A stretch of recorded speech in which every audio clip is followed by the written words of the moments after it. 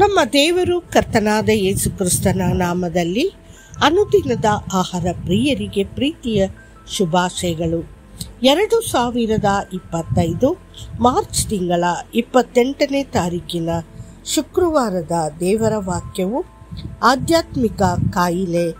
ಯಾವನಾದರೂ ಬೇರೆ ರೀತಿಯಲ್ಲಿ ಬೋಧಿಸಿದರೆ ಮತ್ತು ದೈವ ಭಕ್ತಿಗೆ ಅನುಗುಣವಾಗಿರುವ ಬೋಧನೆಗೆ ಒಪ್ಪದಿದ್ದರೆ ಅವನು ಹೆಮ್ಮೆ ಪಡುವವನು, ಏನು ತಿಳಿಯದವನು, ವಿವಾದ ಮತ್ತು ಜಗಳಗಳಿಂದ ಬೇಸತ್ತವನು ಆಗಿದ್ದಾನೆ.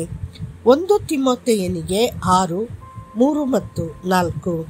ಕೆಲವು ಬೋಧನೆಗಳ ಪರವಾಗಿ ಮೊಂಡುತನದಿಂದ ವಾದಿಸುವವರ ಬಗ್ಗೆ ಅಪೊಸ್ತಲನಾದ ಪೌಲನು ಹೇಳುವುದು, ಅವನು ಅಸ್ವಸ್ಥನು. ದೈಹಿಕ ಕಾಯಿಲೆ ಇದೆ, ಆಧ್ಯಾತ್ಮಿಕ ಅಸ್ವಸ್ಥತೆ ಇದೆ. ದೈಹಿಕ ಅನಾರೋಗ್ಯದಿಂದ ಬರುತ್ತದೆ. ಆಧ್ಯಾತ್ಮಿಕ ಹೆಮ್ಮೆಯು ಆಧ್ಯಾತ್ಮಿಕ ಕಾಯಿಲೆಗೆ ಕಾರಣವಾಗುತ್ತದೆ.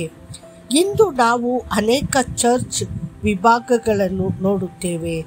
ಪ್ರತಿಯೊಂದು ಚರ್ಚ್ ವಿಭಿನ್ನ ರೀತಿಯ ಬೋಧನೆಯನ್ನು ಹೊಂದಿದೆ. ಅವರು ಕೆಲವು ಚರ್ಚುಗಳನ್ನು ಪ್ರವೇಶಿಸಿದರೆ ಅವರು ಇತರ ಎಲ್ಲ ಚರ್ಚುಗಳ ಮೇಲೆ ದಾಳಿ ಮಾಡುತ್ತಾರೆ. ಇತರ ಎಲ್ಲ ಬೋಧನೆಗಳನ್ನು ತಿರಸ್ಕರಿಸುತ್ತಾರೆ ಮತ್ತು ತಮ್ಮ ಸ್ವಂತ ಬೋಧನೆಯೇ ಶ್ರೇಷ್ಠವೆಂದು ಹೇಳಿಕೊಂಡು ಪ್ರೀತಿಯಿಲ್ಲದೆ ವಾದಿಸುತ್ತಾರೆ. ಸತ್ಯವನ್ನು ತಿರುಚುವ ಅವರ ಪ್ರಯತ್ನವು ಅವರ ಆಧ್ಯಾತ್ಮಿಕ ಅನಾರೋಗ್ಯವನ್ನು ಬಹಿರಂಗಪಡಿಸುತ್ತದೆ. ದೈವಿಕ ಪ್ರೀತಿಯಿಲ್ಲದೆ ಮೆದುಳಿನ ಜ್ಞಾನದಿಂದ, ಹೆಮ್ಮೆಯಿಂದ ಸತ್ಯವೇದವನ್ನು ಓದುವುದರಿಂದ ಉಂಟಾಗುವ ರೋಗ ಅದು. ಒಂದು ತಮಾಷೆಯ ಕತೆ ಇದೆ. ಅಮೆರಿಕದಲ್ಲಿ ಒಬ್ಬ ವ್ಯಕ್ತಿಗೆ 10 ಹಸುಗಳಿದ್ದವು. ಆದರೆ ಅವನ ಬೀದಿಯ ಎದುರಿನ ವ್ಯಕ್ತಿಗೆ 100 ಹಸುಗಳಿದ್ದವು. ಆದ್ದರಿಂದ 10 ಹಸುಗಳನ್ನು ಹೊಂದಿದ್ದ ಸಹೋದರನು ಕರ್ತನಲ್ಲಿ ಶ್ರದ್ಧೆಯಿಂದ ಪ್ರಾರ್ಥಿಸಿದನು, ಸ್ವಾಮಿ, ದಯವಿಟ್ಟು ಆ ಬೀದಿಯ ಆಚೆ ಇರುವ ಸಹೋದರನಿಗೆ 100 ಹಸುಗಳಿರುವಂತೆ ನನಗೆ 100 ಹಸುಗಳನ್ನು ಕೊಡು.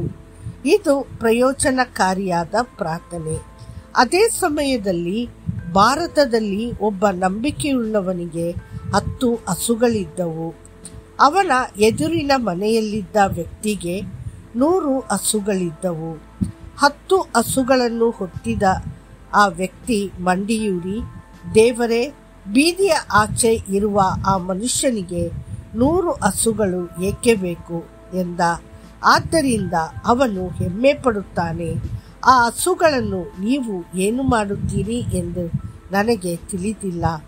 ದಯವಿಟ್ಟು ಅವನಿಗೆ ನನ್ನಂತೆ 10 ಹಸುಗಳನ್ನು ಹೊಂದಲು ಆದೇಶಿಸಿ ಎಂದು ಅವನು ಪ್ರಾರ್ಥಿಸಿದನು. ಇದು ನಿಮ್ಮನ್ನು ಅಸ್ವಸ್ಥಗೊಳಿಸುವ ಪ್ರಾರ್ಥನೆ. ಕೊರಿಯಾದಲ್ಲಿ ಒಂದು ಚರ್ಚ್ ಬೆಳೆದರೆ ಇತರ ಚರ್ಚ್ಗಳು ಅದನ್ನು ಅನುಸರಿಸಲು ಮತ್ತು ಬೆಳೆಯಲು ಪ್ರಯತ್ನಿಸುತ್ತವೆ. ಆದರೆ ಭಾರತದಲ್ಲಿ ಒಂದು ಚರ್ಚ್ ಬೆಳೆದಿದ್ದರೆ ಇತರರು ಆ ಚರ್ಚನ್ನು ಹೇಗೆ ಮುರಿಯುವುದು ಎಂದು ಯೋಚಿಸುತ್ತಾರೆ. ಪ್ರೀತಿಯಿಲ್ಲದ ಶ್ರೇಷ್ಠ ಬೋಧನೆಗಳು ನಮಗೆ ಯಾವುದೇ ಪ್ರಯೋಜನವಿಲ್ಲ. ಕ್ರಿಸ್ತನ ಕಾಲದಲ್ಲಿ ಆತನ ಬಳಿಗೆ ಬಂದ ಜನ ಸಮೂಹವನ್ನು 2 ಗುಂಪುಗಳಾಗಿ ವಿಂಗಡಿಸಬಹುದು. ಒಂದು, ಪ್ರಯೋಜನಗಳನ್ನು ಪಡೆಯಲು, ದೈಹಿಕ ಕಾಯಿಲೆಗಳಿಂದ ಗುಣಮುಖರಾಗಲು ಮತ್ತು ಆಶೀರ್ವಾದಗಳನ್ನು ಪಡೆಯಲು ಅವರ ಬಳಿಗೆ ಬಂದ ಸಭೆ. ಅದೇ ಸಮಯದಲ್ಲಿ ಇನ್ನೊಂದು ಗುಂಪು ಕ್ರಿಸ್ತನನ್ನು ಪರೀಕ್ಷಿಸಲು, ಅವನಲ್ಲಿ ತಪ್ಪು ಹುಡುಕಲು, ಅವನೊಂದಿಗೆ ವಾದಿಸಲು ಮತ್ತು ಅವನಿಗೆ ಯಾವುದೇ ರೀತಿಯಲ್ಲಿ ಶಿಕ್ಷೆ ನೀಡಲು ಬಂದಿತು.